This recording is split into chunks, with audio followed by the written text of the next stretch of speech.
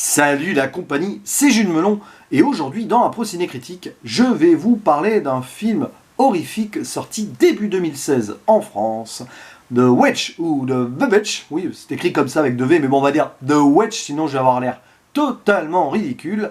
Le premier long métrage d'un certain Robert Eggers dont on attend déjà la seconde œuvre avec grande impatience à la fin de cette année, The Lighthouse qui reçoit de très bonnes critiques mais qui malheureusement sort face à Star Wars ou La Reine des Neiges 2 et près des vacances de Noël, donc je ne sais pas personnellement si j'aurai le temps et la possibilité de le voir, mais bon, on verra à ce moment-là. Dans ce The Witch, au casting, nous retrouvons Anya Taylor-Joy, qui se faisait reconnaître à l'époque déjà, et qui explosera ensuite avec son rôle dans Split de Shyamalan. À ses côtés, Ralph Ineson, Kate Dickie, ou encore l'excellent jeune acteur Harvey Scrimshaw, qui va avoir 12 ans à peu près, qui joue le fils de la famille, et qui a quelques scènes époustouflantes à son actif dans cette œuvre. Une œuvre distribuée déjà, et c'est très important de le souligner, par les studios A24. Grand gage de qualité tant cette boîte de prod met en avant des films indépendants et très intéressants, souvent dans le contexte, on va dire, horrifique psychologique, à la manière donc des Héredités ou Midsommar d'Ari Aster. Et je fais directement un parallèle ici, parce que si vous avez aimé ces 2 films donc d'Ari Aster, vous aimerez ce The Witch. C'est à peu près dans la même lignée. Il y a des points communs, surtout avec Hérédité, et même avec Midsommar pour le côté old school, on va dire. Et c'est assez intéressant, et je vous le dis d'avance, j'ai beaucoup aimé ce The Witch. D'ailleurs, je le placerai entre les deux. Je l'ai préféré à Hérédité, mais bon, Midsommar reste au-dessus.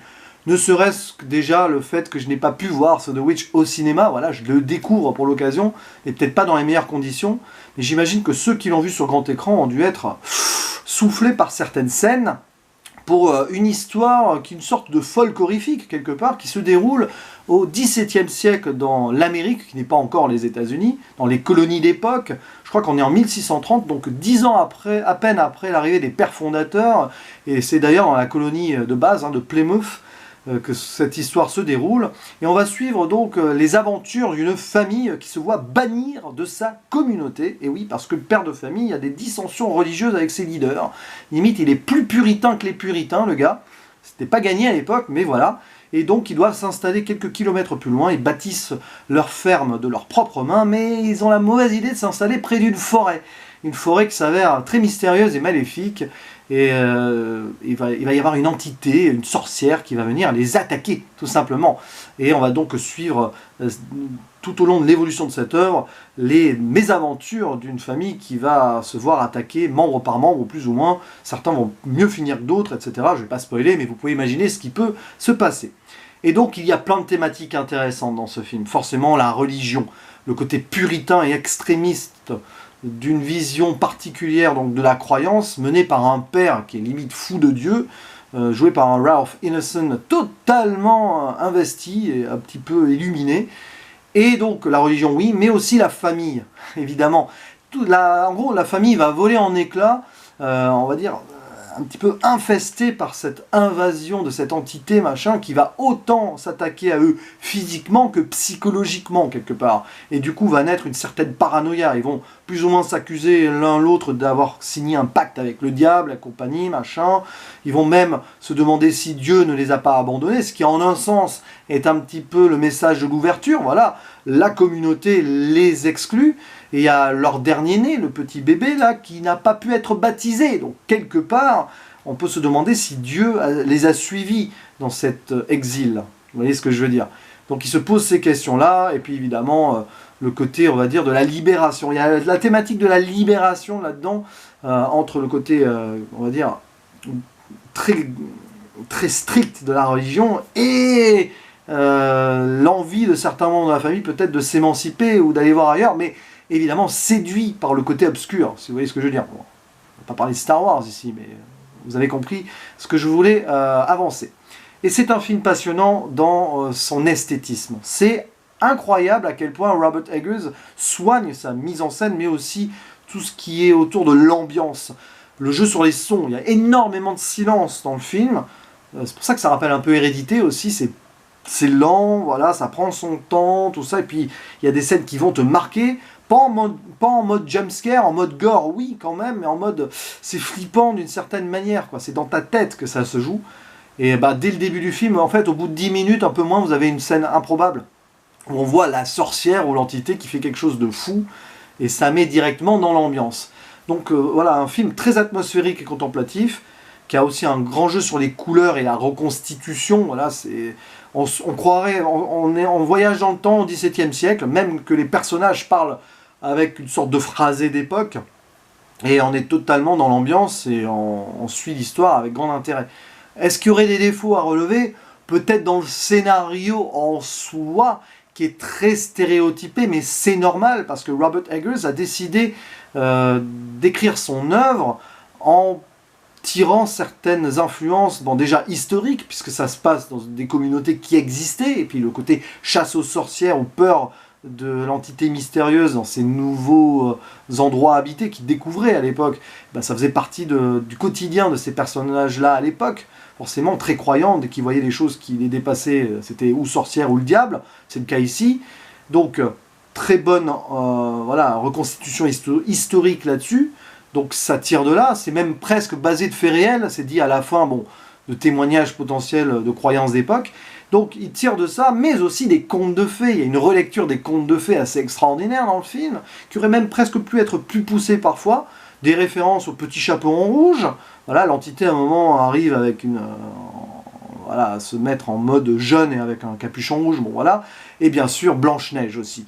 Donc, et puis bah, tout ce qui est autour de la séduction, donc il y a aussi évidemment toute la mythologie religieuse qui est utilisée à tort et à travers là-dedans, mais ça reste très lisible je trouve, donc c'est plutôt bien réussi. Après c'est assez cousu de fil blanc finalement, le film ne m'a pas surpris. La fin est assez intéressante, mais je trouve décide finalement d'adopter, de prendre un chemin plutôt académique selon moi, mais je vais rien en dire parce que j'ai pas envie de faire de spoiler. Mais ce qui est intéressant quand même, c'est la relation entre les personnages. Le père de famille, qui à force donc de croire en un Dieu puissant, enfin avoir une croyance très stricte des choses, a clairement mené sa famille à sa propre perte. C'est lui le responsable, et à un moment on le voit se flageller quand les choses vont mal se passer, enfin se flageller vocalement. C'est par son ego et par sa fierté, par son envie peut-être d'être une sorte de Dieu lui-même. Quand on voit qu'il a la barbe longue, les cheveux longs, et qu'à un moment, quand il travaille le bois, il est limite habillé en Jésus, on voit un petit peu l'imagerie derrière. C'est un père qui veut tout commander et qui limite veut démarrer sa communauté à part, quoi. C'est ce qui se serait produit, peut-être, à terme. Enfin, il y aurait peut-être eu un peu de consanguinité, mais bon, on ne sait jamais, des gens qui seraient venus, etc. Bon, bref. Et c'est ça, c'est une critique du patriarcat, ce film, en fait, quand on regarde de plus près. Un père qui veut dominer les choses et qui, on va dire aussi, bride sa famille. Son fils, il veut le faire à son image, il l'amène même dans la forêt pour chasser et tout, pour le courage, pour tout ça, pour aller chercher des vivres aussi, mais du coup c'est lui aussi qui crée le problème. Et puis les filles qui sont... Alors, il y a les jumeaux qui sont à la fois un garçon et une fille, donc ça c'est un peu à part, ils sont petits, il y a le bébé aussi, mais il y a la fille donc, qui s'appelle Thomasin, jouée par Anna Taylor-Joy, et qui n'a pas vraiment beaucoup de liberté, et qui même se fait un petit peu brider, y compris par sa mère d'ailleurs, parce que la mère forcément, elle a les mêmes principes que son mari, et elle se laisse un petit peu faire, quoi, enfin, grosso modo. Puis voilà, bon après, je vais pas aller plus loin là-dessus, mais il y a des scènes de folie, quoi, qui vont vous marquer. Moi, là, techniquement, j'ai vu le film hier soir quand je fais cette vidéo, donc c'est le matin. J'ai très bien dormi, mais il y a quand même des trucs qui me sont restés en tête. J'ai pas fait de cauchemar. Et qui, voilà, âme sensible, s'abstenir à certains moments, quand même. Il faut l'avouer.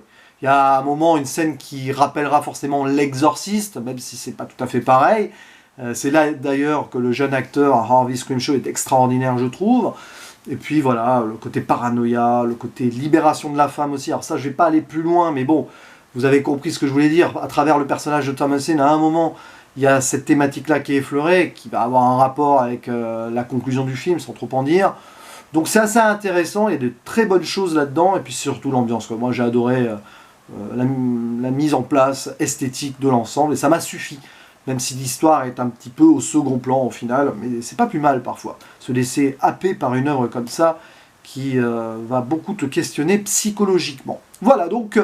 The Witch, si vous ne l'avez pas vu, je vous le conseille. Si vous aimez les films d'horreur, les horreurs aussi si vous voulez, mais bon, les films d'horreur très psychologiques, avec des scènes marquantes et assez glauques, hein, faut le dire, eh ben, c'est fait pour vous, c'est du studio A24, c'est très bien, et ça change aussi, de toute façon, ce genre de film, voilà, des productions horrifiques, plus jumpscare qu'on peut voir habituellement, tout simplement.